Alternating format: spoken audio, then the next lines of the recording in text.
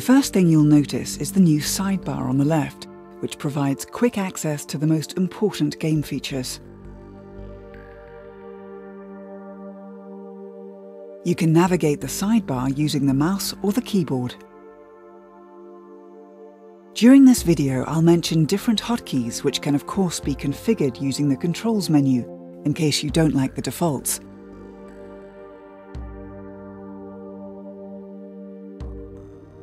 Nearly every function can have its hotkeys reassigned here. You can save your control settings as custom profiles, so it's easier to switch between settings if you like experimenting with different ways of controlling the game.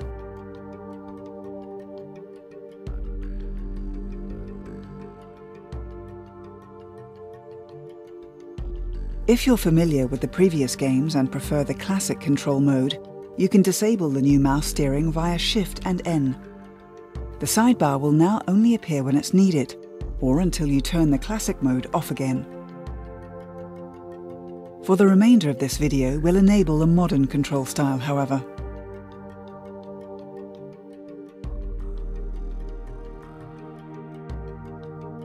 A major feature of this new control mode is mouse steering. Use the mouse pointer to navigate the interface, select targets, and by pressing the right mouse button, fire.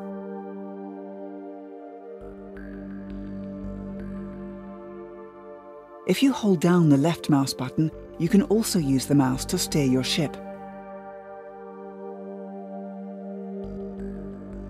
Pressing space will make mouse flight mode permanent until it's turned off again.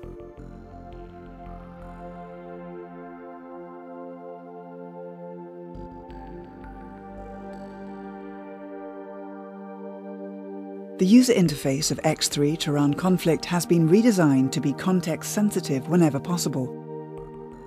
As a result, you will notice that some menu options are greyed out because you cannot use them at the moment.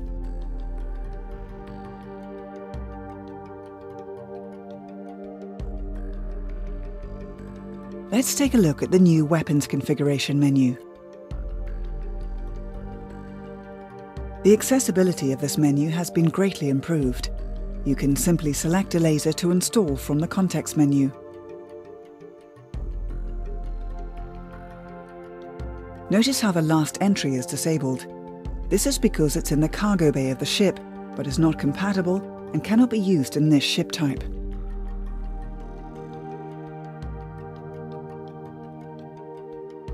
The context menu also displays additional facts about the weapon, the damage it does to a ship's hull or shields, and its range.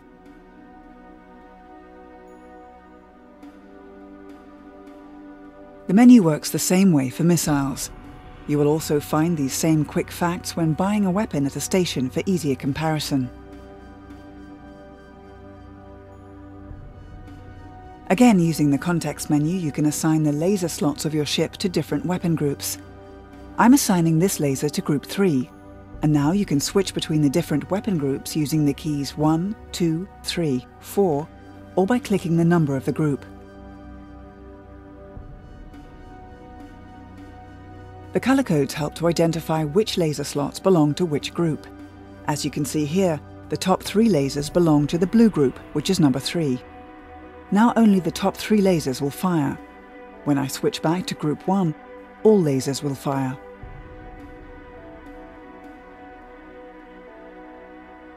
Of course, all of these options are also available without having to use the mouse. In space, press G to bring up the weapons menu for your current ship.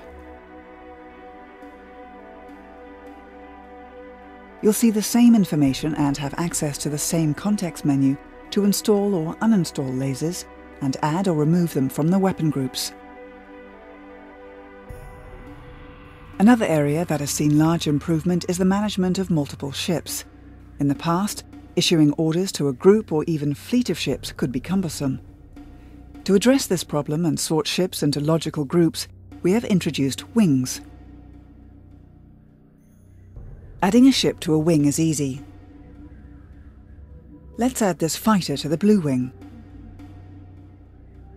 I'm opening the command console, and in the section Wing Control, I'm selecting Add to Wing.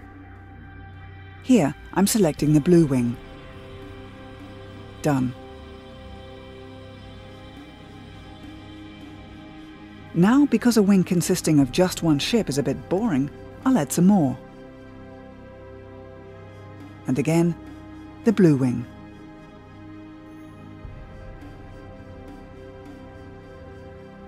And a third one. Done.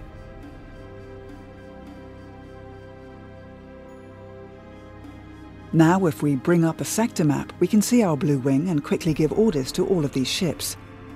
Here we have the group Blue Wing. I'll issue wing commands and I'll simply tell them to follow my destroyer ship in this sector.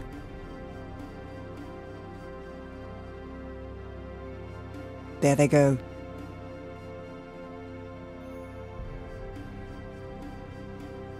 But this is just one wing.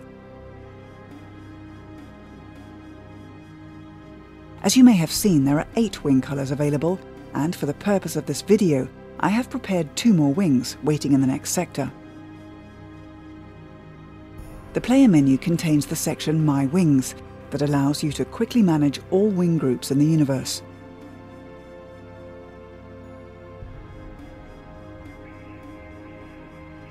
As you can see here, I've got the gold wing and the red wing, all awaiting my orders.